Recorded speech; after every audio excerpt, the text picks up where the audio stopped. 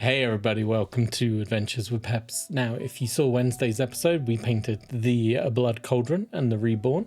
And this is part 2 of that series where we're going to paint Kava, I think is the Irish. Cathbad is the English version of his name, but I think it's pronounced Kava. Kava? I struggle with the Irish names. I believe it makes V noises, so Kava. Either way, I'm excited, so let's clean off the table, grab a cup of tea, grab a cup of coffee. We are finishing up the Earth Tribe today with this model, so let's go.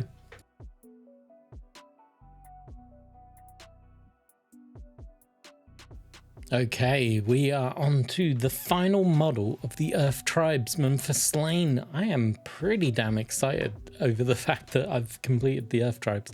That leaves me with just the villains left to go, which I've still got plenty. I got a couple of Fomorian champions. I got Fomorian unit. I got Skull Swords. I got Skull Swords champions. There's Elfric and the El Women and the Baves as well. So I got a few more projects left for this Sláine, but we are so close to having everything painted. But Kava, if I'm pronouncing that right, Cathbad in English, but I think you changed the TH to a V and the D to a V, so it's like Cathbad. I'm just going to stop. I'm going to go with Cathbad. I'm sorry, everyone. I struggle too much with saying it in the Irish. So, the Druid, the greatest gift of the Earth Goddess, possesses a dark power, the Cauldron of Blood, and the Druid that uses it.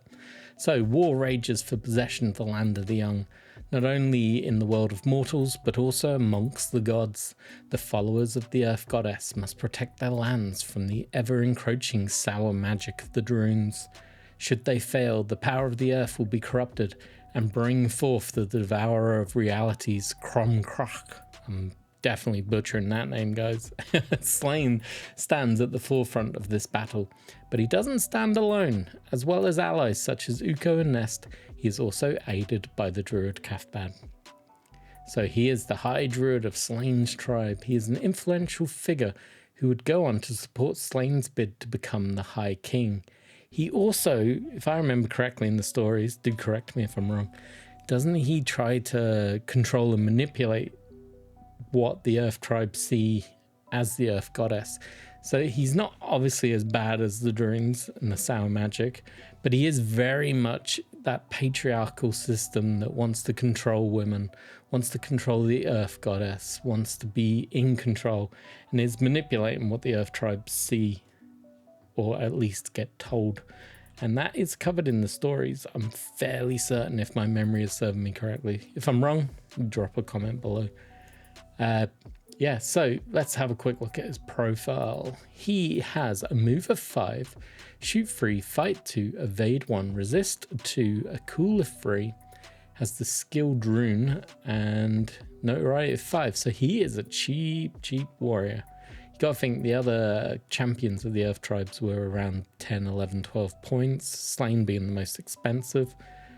So this guy is cheap, but he's not as bad as the other Drunes. If you remember in the last video, it was 3 Drunes for 5 notoriety, so he's slightly better than them, but not by a lot. So his stats definitely are underwhelming, but his power comes in the Druid skill, I guess, which allows him to field 2 Earth Magic boon cards and assign one of them to Cathbad. His weapons, now once again, here we have a miniature that's armed with a little sacrificial knife. We can all see it. I'm painting it later in this video. But for some reason, his weapon is a staff.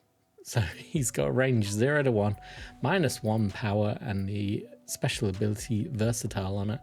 Now, Warlord games, you've done this a few times now. We have Elfric, who you gave an axe in the model.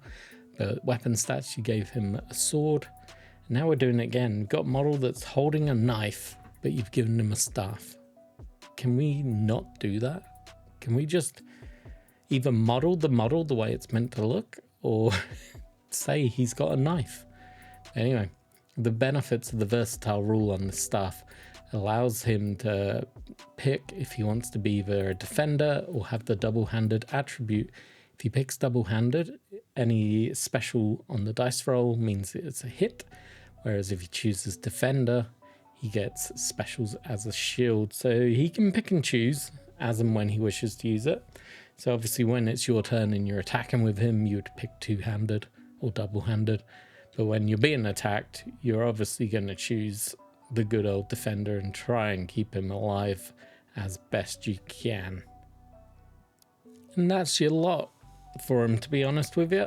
I really like the model. It's got a lot of detail. I was looking at artwork to become inspired, because I wasn't initially going to just copy the Warlord Games paint scheme, but the image that I liked, he really needed to have a flat cloak, and this one has furs everywhere.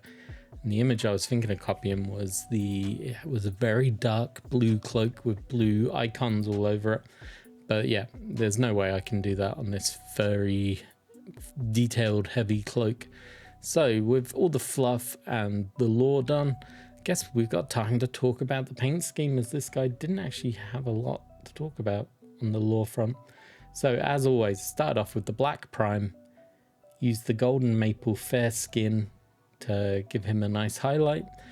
Altogether I'm using 16 paints, including the prime and the golden maple fair skin tone. So this is a pretty straightforward scheme, as you'll see. I started off with the holy white and I covered his undershirt, his sleeves, the undergarments. Now I find this paint, either it's because I've not shook it enough, but it comes out pretty grey and I like that effect. Now I'm not sure if it's meant to be white. I imagine you're meant to then go over the top again and highlight it, but I don't really do that as usual. I then swiftly move on to the pallid bone and I pick out the skull motif, some bits on his legs. I also pick out the chain around his waist just to make it look different. I hate using metallic paints, and I don't like using them on the Earth Tribes because I feel like the Earth Tribes really wouldn't go for it. So I try and avoid it where possible. After that, we swiftly moved into the Grim Black, which I picked out his boots, and I don't know if it's straw. It's definitely not his hair, but it's made to look like his hair, making him look very animalistic and I guess scary tribal. This model, I think, in something like Don't Look Back would make for a great nature horror villain. To try and move away from the black so that it had time to dry, I hit up the trousers with some blood red, nice bold red. It's really going to help punch those colors out. It's going to draw your eye slightly to the lower half of the model as well because it is so punchy. But I think I'm going to do something on the skull that will bring you back up to have the eyeline on his face. But we'll see how that goes. Hopefully I succeed. And then after that, we swiftly move into doing his skin tone, which of always is the Reikland flesh. Cover his hands. There's not much flesh on this model, so it was a very quick step. I also used, I also used the bone on his knife handle because I thought it would make more sense that his knife is made from some sort of animal sacrifice, maybe the horse itself. And carefully moved on to the hardened leather. Now there isn't much on this model that I'm going to use this on. It's mostly his headband and the chest pieces and the little, I guess, symbols of the earth goddess on his legs. Just little things like that, little details that I just wanted to stand out a little bit more than what they currently do with just the white. Then we had the Gravelord Grey, which I just used on the knife, very much limiting where that goes. I used some Morfang Brown on the base, which we'll come back to later to highlight up. And yeah, we're getting pretty damn close to being done. This was a pretty simple model to paint. I used Fire Giant Orange on the skull, and this was the hardest part for me, trying to keep some straight lines going across it. Trying to make what could be, let's say, magical symbols, I guess. Then after that, it was just a simple close down. So it had a dry brush of the Rack of Flesh. I used that on the base. I used some dark wood on the upper part of the cloak just to give it 2 tones on his cloak. And yeah, and then I cleaned up the base with some traditional black. So that's it.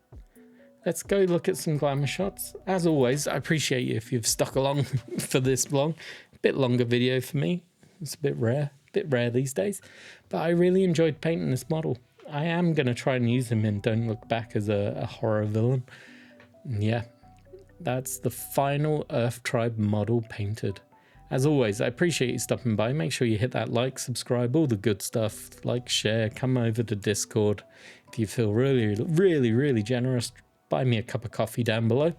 But otherwise, I'll catch you in the next video. Cheers for watching.